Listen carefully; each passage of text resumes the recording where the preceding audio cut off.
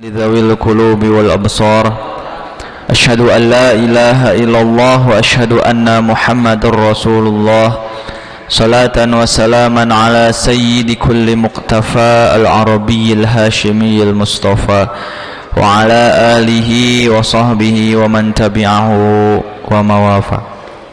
Amma ba'du, alhamdulillah. Untayan mutiara puja, marilah kita panjatkan kehadirat Allah Azza wa Jalla. Salawat beserta salam marilah kita semoga selamanya tetap tercurah limpahkan kepada baginda alam Habibana wa Nabiyana wa Maulana Muhammad sallallahu alaihi wasallam, kepada keluarganya, para sahabatnya, dan mudah-mudahan sampai kepada kita semua umatnya. Amin ya Allah ya Rabbal Alamin. Hadirin kaum muslimin rahimakumullah, pada malam hari ini ada beberapa mata acara yang akan dikedepankan. Pertama pembukaan, kedua pembacaan ayat suci Al-Quran, ketiga tausiah, dan yang keempat tutup. Menginjak mata acara yang pertama, marilah kita buka kegiatan pada malam hari ini dengan bacaan basmalah bersama-sama. Bismillahirrahmanirrahim. Menginjak mata acara yang selanjutnya, yakni pembacaan ayat suci Al-Quran yang insyaallah akan dilantunkan oleh Bapak Ustadz Ade Nurdin. Kepada beliau disilakan.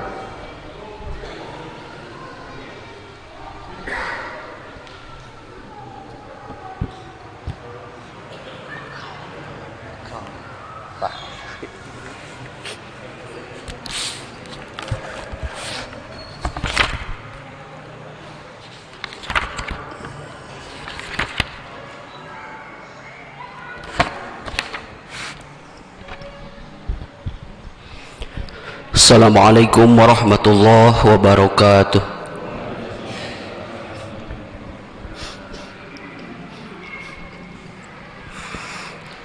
A'udzu billahi minasy syaithanir rajim.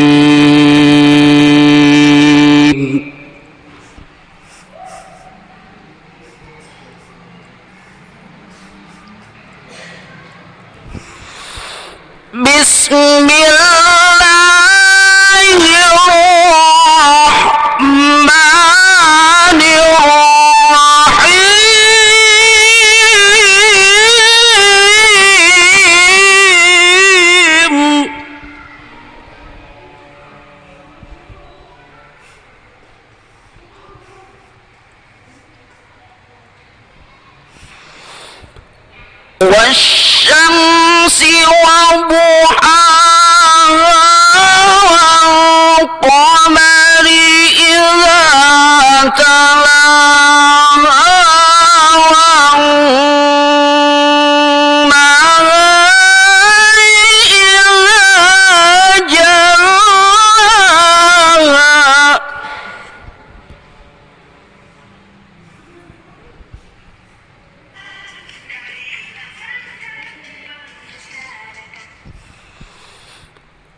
والليل إذا يغشى والسماء وما بناها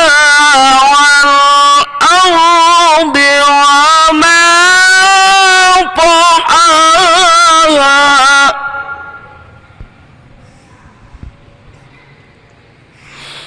ونفس وما سواها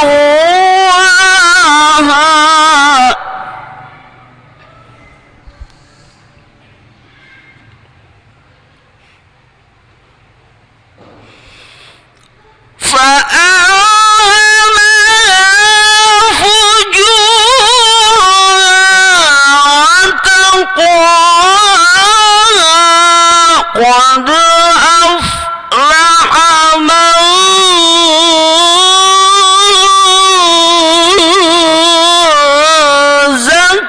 زكاها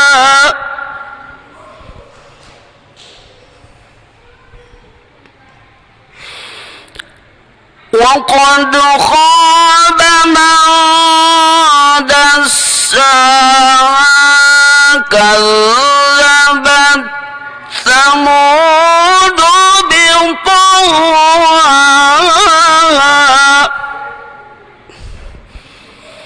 Sadaqallahul azim. Wassalamualaikum warahmatullahi wabarakatuh.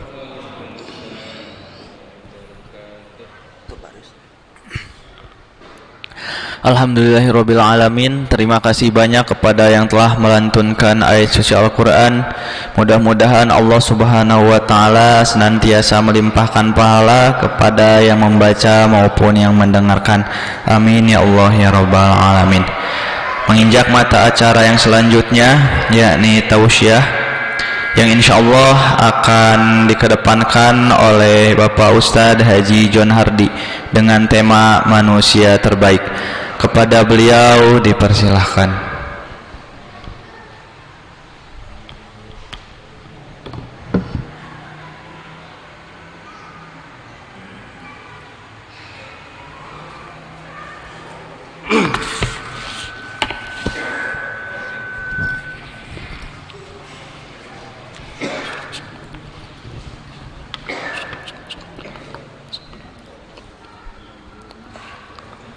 Assalamualaikum warahmatullahi wabarakatuh. Alhamdulillahi rabbil alamin. Wassalatu wassalamu ala asrafil anbiya wal mursalin wa ala alihi wa sahbihi ajmain. Ashhadu an la ilaha illallah wahdahu la syarikalah wa ashhadu anna Muhammadan abduhu wa rasuluh la nabiyya ba'dah. Bapak-bapak, ibu-ibu, adik-adik kami, saudara-saudara jemaah Al-Muhajirin yang semoga selalu mendapat rahmat dan ridho Allah SWT. Puji dan syukur senantiasa kita panjatkan kepada Allah atas berkat rahmat dan karunia-Nya kita bisa berada dalam majelis yang sangat mulia ini. Kemudian salat dan salam untuk junjungan kita Nabi besar Muhammad sallallahu alaihi wasallam yang telah membawa kita minaz zulumati ilan nur, dari kegelapan kepada alam yang terang benderang. Bapak-bapak, saudara-saudara yang berbahagia, saya semula tadi saya pikir ini Persib Day ya, karena sekilas tadi ada di TV, wah Persib main. Pas Pak Adang ke rumah, kita nyusun-nyusun laporan yayasan, Pak Adang sebentar lagi kita nonton Persib Pak Adang. Kalau ya kiamat dunia ini semua, bakal sepi Masjid Al-Muhajirin, karena rata-rata kan bobotoh kabeh gitu ya. Saya teringat dulu Pak, waktu di Padang itu kita pernah berdakwah di sebuah musola di tengah pasar. Pasarnya ramai Pak, tapi pas dakwah itu dakwah menjelang zuhur. Zuhurnya 11:30, dakwah tuh kita sudah mulai, tausiahnya 11:30. Itu tidak ada orang Pak. Di musola itu tidak ada orang itu. Sehingga kita berceramah kayak berceramah di radio, ya kan? 5 menit mau tutup, mau masuk zuhur baru orang ada. Saya berpikir tadi masjid ini juga akan kayak gitu kalau Persib Day itu. Alhamdulillah ternyata kita salah jadwal Padang ya. Jadi Persib Kak Iraha mainnya harus ditungguin ini. Itu alhamdulillah berarti kita bisa berkumpul di sini. Yang kedua, saya waktu diminta Pak Ade Yusuf untuk ngasih tausiah, saya sebenarnya sudah menghindar Pak. Kenapa? Saya kalau di Al-Muhajirin ini, saya akan lebih banyak memposisikan diri belajar, karena sangat banyak ustadz-ustadz kita yang menurut saya sangat hebat-hebat ya. Kalau melihat menyimak tausiah mulai dari Pak Amin, Pak Ade Nurdin ya, dua ade, Pak Ade Yusuf, Pak Wahid, Pak Budi Mastur, itu luar biasa itu dakwahnya, terstruktur, kata-katanya enak, sehingga saya sebenarnya lebih senang belajar sebenarnya kalau di sini. Tapi karena dipaksa terus oleh Pak Ade Yusuf, ya udahlah, kita coba kembali mengulang-ulang apa yang sudah sering disampaikan oleh guru-guru kita. Adapun topik yang sengaja kita angkat di sini adalah tentang manusia terbaik. Saya hanya baru bisa mendapatkan 3 kriteria manusia terbaik sesuai dengan nas dari Al-Quran dan hadis Rasulullah SAW. Barangkali mungkin lebih, tapi untuk malam ini kita angkat 3 saja. Bapak-bapak, saudara-saudara yang berbahagia, siapa sih manusia-manusia terbaik versi Allah dan Rasulnya? Apakah orang-orang yang ahli ibadah, orang-orang yang taat ibadah? Ternyata tidak ditemukan penjelasan itu. Apakah orang-orang yang kaya raya? Ternyata juga tidak. Apakah orang-orang yang punya kekuasaan? Ternyata juga tidak. Orang-orang yang berparas cantik, ganteng juga tidak. Nah, di sini kita kutip apa disampaikan oleh Allah di dalam surat An-Nisa. Beberapa waktu yang lalu sudah pernah di state juga, sudah ada juga di grup WA kita, grup Kalam, yang pernah di state oleh Pak TBS. Mana pembesar kita Pak TBS? Nggak hadir ya Pak TBS, yakni surat Ali Imran ayat 110. Na'udzubillahi minasyaitonir rajim. Kuntum khairu ummah ukhrijat linnas ta'muruna bil ma'ruf wa tanhauna 'anil munkar wa tu'minuna billah. Amma ba'du, kata Allah, kuntum khairu ummah, kamu adalah sebaik-baiknya umat, ya kan? Ukhrijat linnas, yang keluar untuk manusia. Ta'muruna bil ma'ruf, yang mengajak kepada kebaikan-kebaikan, ya kan?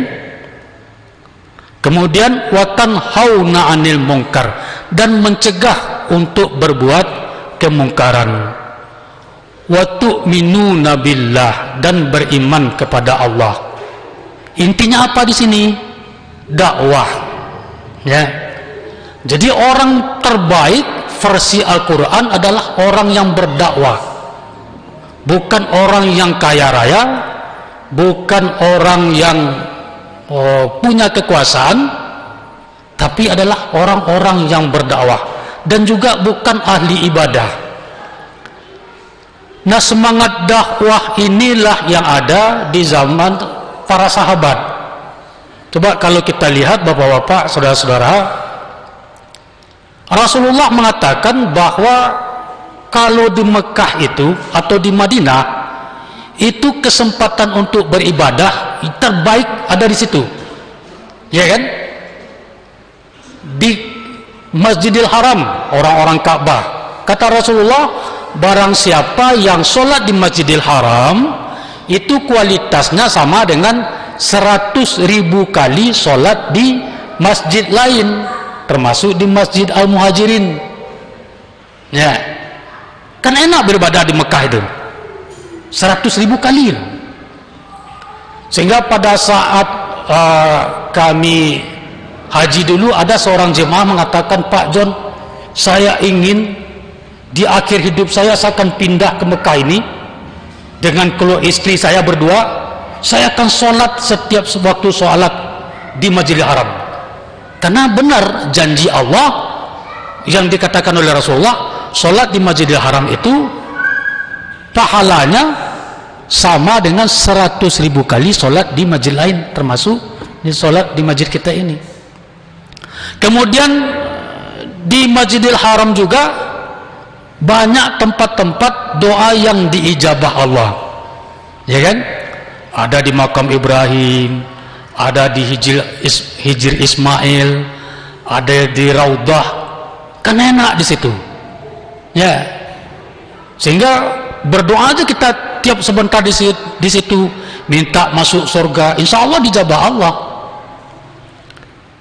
Tapi kenapa para sahabat justru memilih keluar dari Mekah, keluar dari Madinah? Untuk apa? Berdakwah.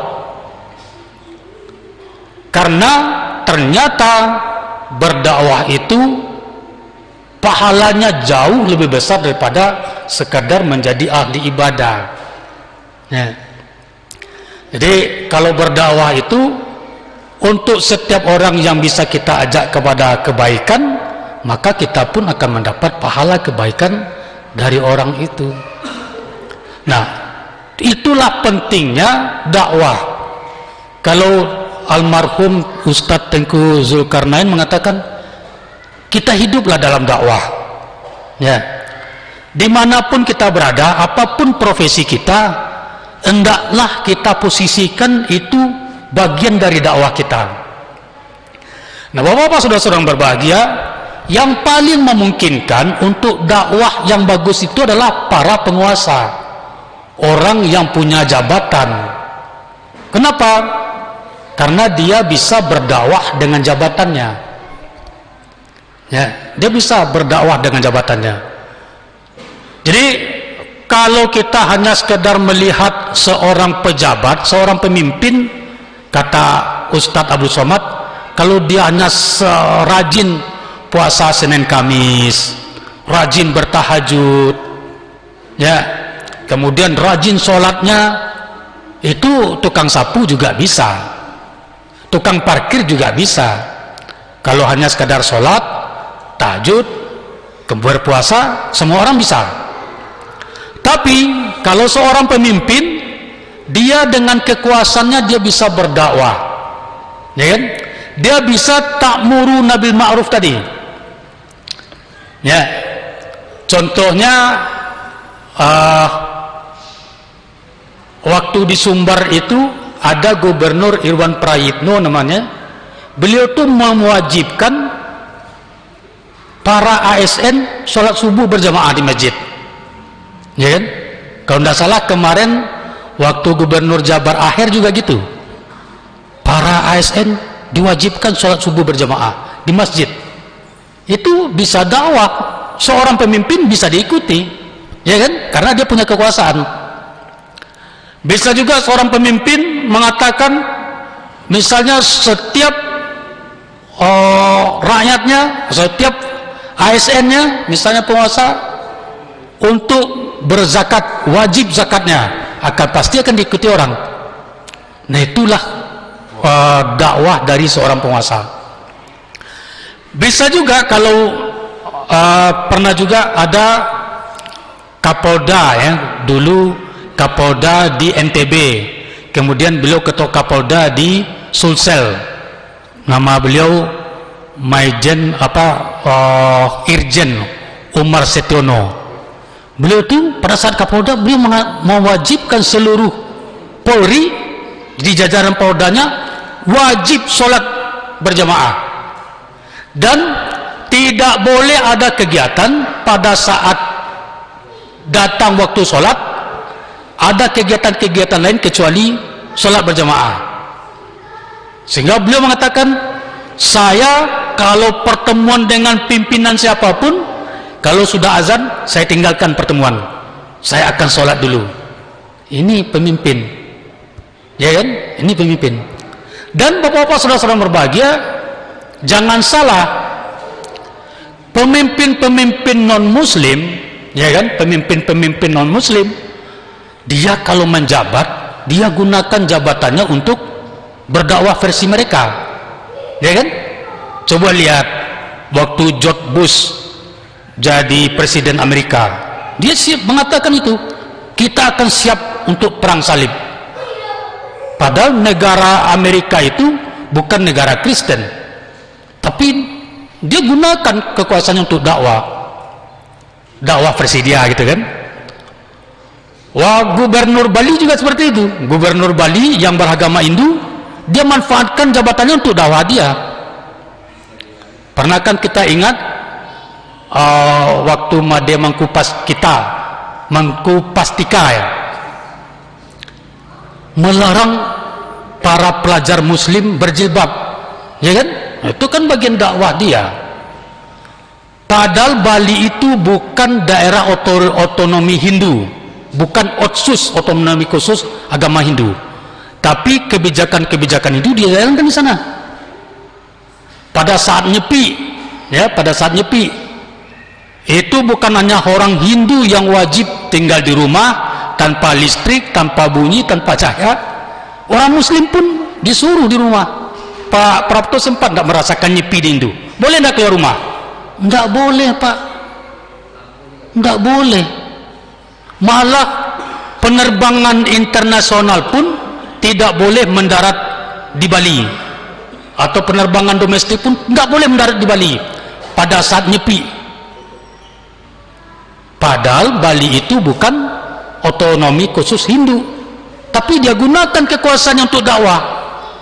Ya, mana penggemar ini gubernur DKI yang pernah non Muslim? Siapa bilang dia tidak berdakwah apa untuk agamanya? Ini kan direkam nih. Dia juga berdakwah, pas secara diam-diam dia berdakwah itu.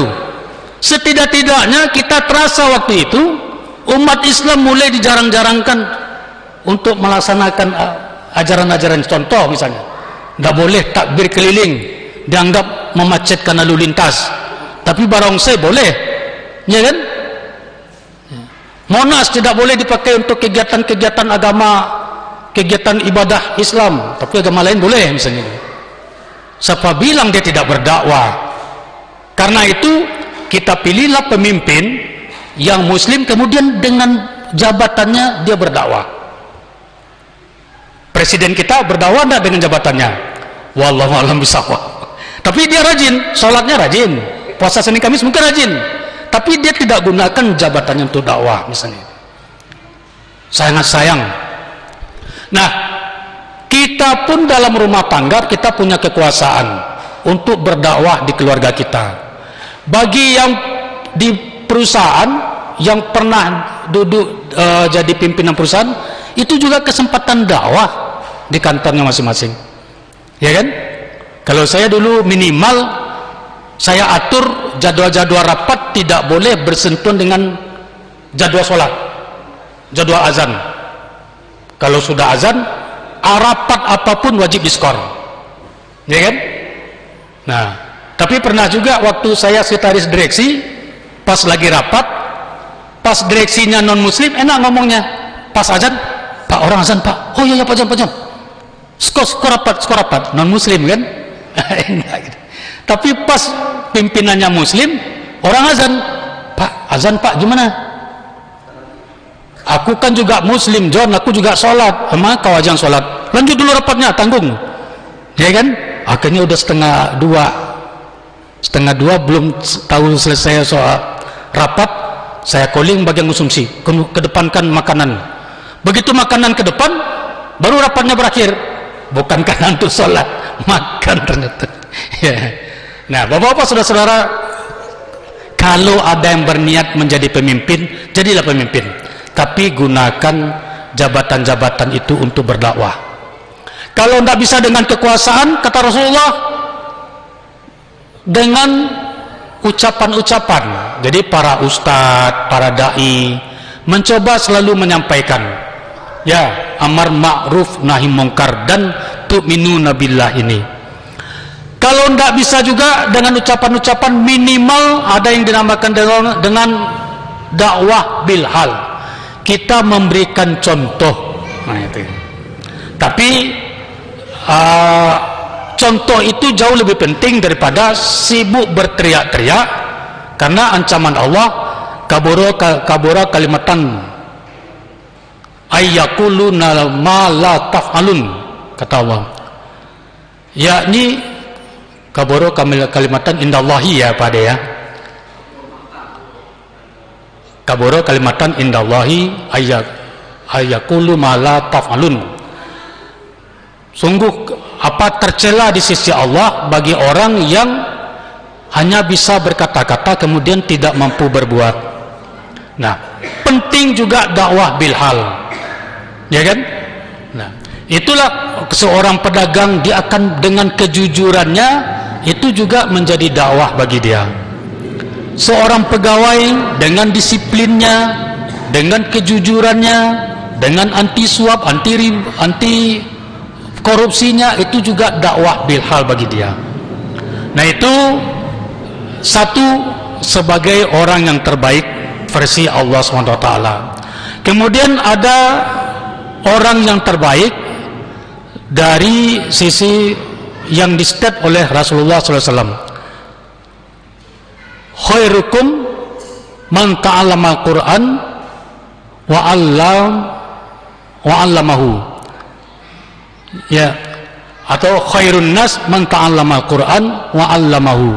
Sebaik-baiknya manusia adalah orang yang mempelajari Al-Quran kemudian dia mengamalkan, mengajarkannya.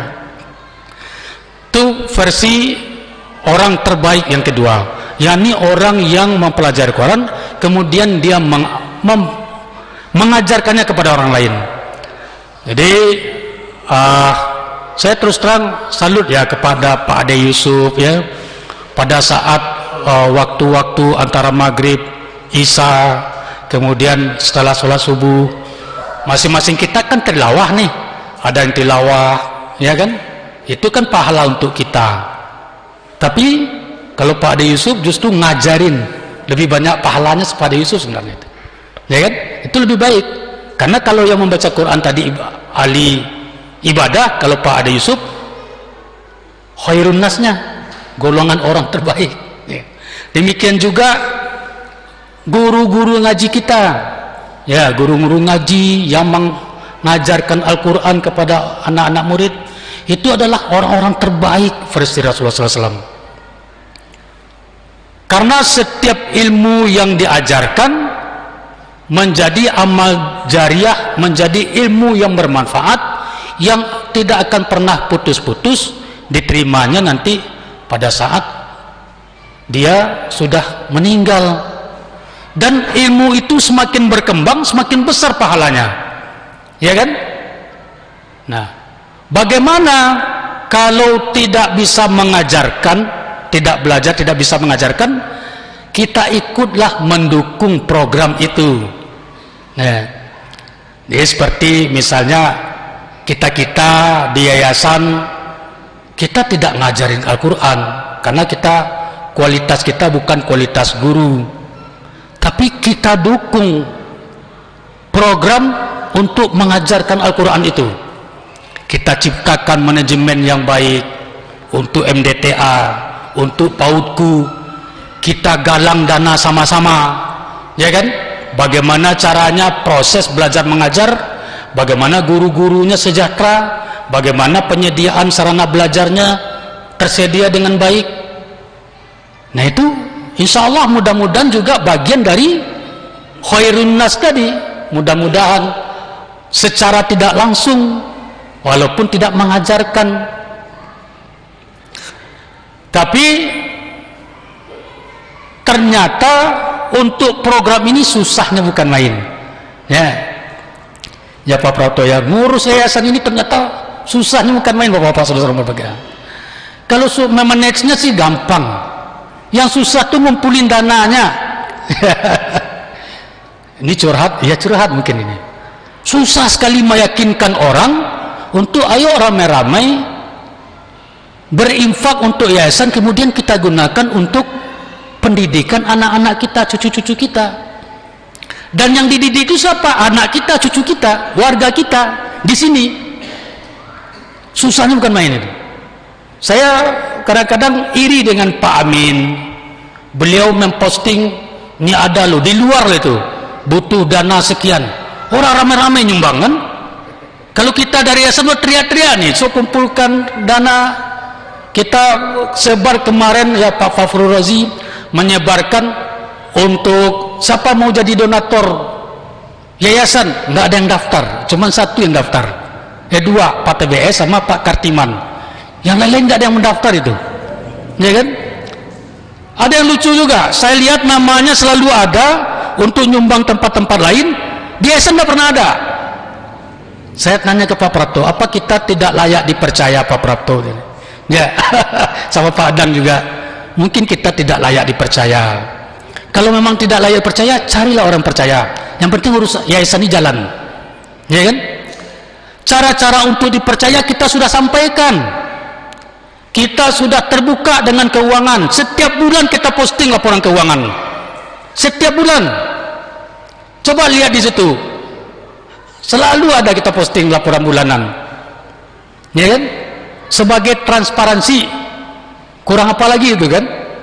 Oh, mungkin ada yang mengira kita hidup dari yayasan, kita makan gaji dari yayasan. Alhamdulillah kita pengurus yayasan sampai saat ini 1 sen pun belum pernah kita makan uang yayasan. 1 sen pun. Ini kita tegaskan, belum pernah kita makan uang yayasan itu. Malah waktu kita cari sapi, ya bolak-balik kita Pengalengan cari sapi itu ongkosnya kita loh itu. Coba lihat di laporan yayasan, 1 sen pun tidak ada kita potong uang yayasan untuk cari sapi itu. Mobil Pak Prapto dipakai bensin, tanggung sendiri. Makan kita tanggung sendiri. So, apa lagi yang kurang gitu kan? Benar-benar kita gunakan loh untuk yayasan itu. Tapi Allah alam bisawab, mungkin sulit, mungkin tampang-tampang kita nggak dipercaya ini sudah. Ini bapak-bapak saudara-saudara berbahagia, mari kita sama-sama menjadi khairun nas man ta'allama al-Quran ini wa 'allamahu. Orang yang terbaik yang belajar Quran kemudian mengamalkan. Kalau kita tidak bisa mengamalkan, kita dukung kegiatan-kegiatan mengamalkan Al-Quran itu, mengajarkan Al-Quran itu. Kita dukung sama-sama, ya kan? Mari kita dukung, kita sukseskan. Kita sudah teriak-teriak, yayasan masih nombok, masih tekor 22 juta. Belum pernah ada datang ke saya itu. Pak John, kenapa nombok ya? Apa yang bisa saya lakukan? Belum datang. Belum ada yang pernah datang itu. Luar biasa ini kita yayasan, harus berjibaku kita ini. Kemudian yang ketiga, orang yang terbaik kata Rasulullah lagi, khairun nas ma anfa'uhu linnas. Ini sudah sering disampaikan oleh guru-guru kita. Orang yang terbaik yang ketiga adalah orang yang bermanfaat bagi orang lain. Bapak saudara-saudara berbahagia, kita sebagai makhluk sosial ditakdirkan oleh Allah berbeda-beda, beda karakter, beda suku, beda rezeki. Untuk lita'arafu kata Allah, saling mengenal, dan kemudian kata Rasulullah saling memberikan manfaat. Ada seorang konglomerat dari Nigeria ya, namanya Temi Otedola, mungkin sudah pernah juga diposting di WA ya. Beliau itu seorang konglomerat, menguasai 95% peredaran minyak di Nigeria. Kekayaannya puluhan triliun. Tapi dia merasa waktu itu dia gersang, sampai dia bosan ngumpulin uang. Untuk apa lagi uang dikumpulkan? Suatu saat katanya dia diajak oleh temannya, ayo Temi, kita jalan ke sebuah panti asuhan. Anda mau ndak nyumbang 200 kursi roda? Ya kan? 200 kursi roda, kalau satu kursi 1 juta, 200 juta. Bagi Temi Otedola tentu sangat kecil, ya kan? Samalah kita kalau minta 200 kursi roda ke Khairul Tanjung itu, tentu bagi dia kecil. Letik lah 200 kursi roda. Sok, aku mau katanya. Tapi begitu dia datang ke panti asuhan itu, melihat anak-anak panti menyambut dia dengan sukacita, dengan berlinang air mata, dengan penuh harap, dia baru terkesan dia. Ternyata saya baru merasa berharga setelah saya memberikan manfaat bagi orang lain. Bukan karena pada saat saya kaya, ya kan? Bukan pada saat saya kaya. Sama juga kita bapak-bapak, saudara-saudara. Kalau kita sibuk ngumpulin kekayaan, kita ada kepuasan, tapi rasanya kepuasan itu sejenak. Ya, kayak orang haus kemudian minum air laut, nggak pernah puas itu. Ya, nggak pernah puas, nggak pernah cukup. Dan kita tidak pernah merasa kaya yang sebenarnya. Tapi kalau kita berbagi, seperti yang dikatakan Pak Haji Amin dulu, kalau kita berbagi, disitulah kita merasa menjadi orang kaya yang sebenarnya, ya kan? Dan selalu kita bertanya, saya juga selalu introspeksi diri saya dengan keluarga, apalagi yang bisa kita berikan manfaat bagi orang lain. Ya, kalau kita punya mobil, apa mobil ini yang bisa kita berikan manfaat bagi orang lain? Kalau kita punya rumah tapi saudara-saudara tidak mau datang, ya kan? Bergesan rasanya. Kita udah capek-capek bikin rumah supaya saudara-saudara ngumpul, ternyata dia nggak datang. Untungnya kalau rumah Pak Yon besar, kita pernah makan di sana, sudah bermanfaat ya Pak Yon, sudah bermanfaat itu. Sering-sering lebih buat manfaat tuh Pak Yon. Ya, rumah Pak Prato kita juga pernah sering datang, ya bermanfaat itu kan. Ya, saya juga pernah naik mobil bagus Pak Prato lah, ada manfaat.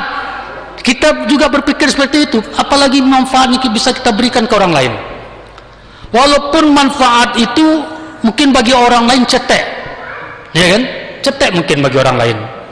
Ya, seperti yang pernah dilakukan Pak Soad, kita tidak pernah tahu beliau di mana-mana nanam pohon. Nah, beliau tuh kalau pohonnya sudah berbuah ditinggal Pak, nggak pernah ngambil buahnya itu. Itulah perangainya Pak Soad itu, nanam pohon di mana-mana, sudah berbuah dia suruh orang lain ngambil. Orang lain tidak tahu Pak, tapi itu memberi manfaat yang luar biasa bagi orang lain. Ya, nah ini kata Rasulullah, khairun nas ma anfa'uhu linnas, memberikan manfaat dengan apapun yang kita bisa. Kalau kita punya harta kita berikan manfaat bagi orang lain. Kalau kita punya tenaga kita bisa bermanfaat bagi orang lain. Seolah bapak-bapak saudara-saudara berbahagia, kita berpikir lagi, kalau kita datang ke masjid ini hanya untuk sholat, baca Quran, ya, itu baru seperti istilah kita, ya, timun bongkok, timun bongkok itu. Timun bongkok itu adanya tidak dihitung, adanya tidak menggenapkan, tidak adanya tidak mengurangi, tapi cukup bagus lah, sudah mau datang ke masjid kan. Tapi kita tanya lagi, apa yang bisa kita berikan manfaat untuk masjid ini? Kita punya tenaga, apa yang bisa kita lakukan? Kita punya ilmu, apa yang bisa kita lakukan? Kita punya harta, apa yang bisa kita lakukan untuk bisa memberikan manfaat? Itulah baru yang bisa dikatakan sebagai orang-orang terbaik.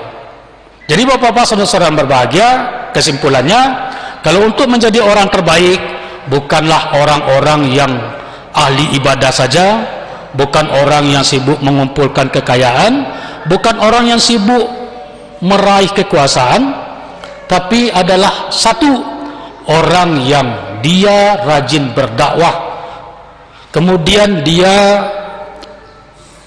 mempelajari Al-Quran, kemudian mengajarkannya, setidak-tidaknya mendukung kegiatan-kegiatan itu. Yang ketiga, yang bisa memberikan manfaat bagi orang lain. Demikian yang bisa saya sampaikan. Terus terang ini sebenarnya kaji-kaji dasar saja, ya, tidak ada istimewanya. Sekali lagi saya semakin merasa fakir dengan ilmu, makanya saya ingin belajar lebih banyak lagi di masjid kita ini. Mudah-mudahan ada manfaatnya bagi kita semua.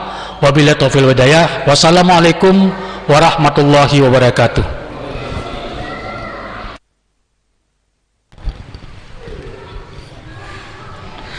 Alhamdulillahirabbil alamin. Terima kasih banyak kepada yang telah menyampaikan materi.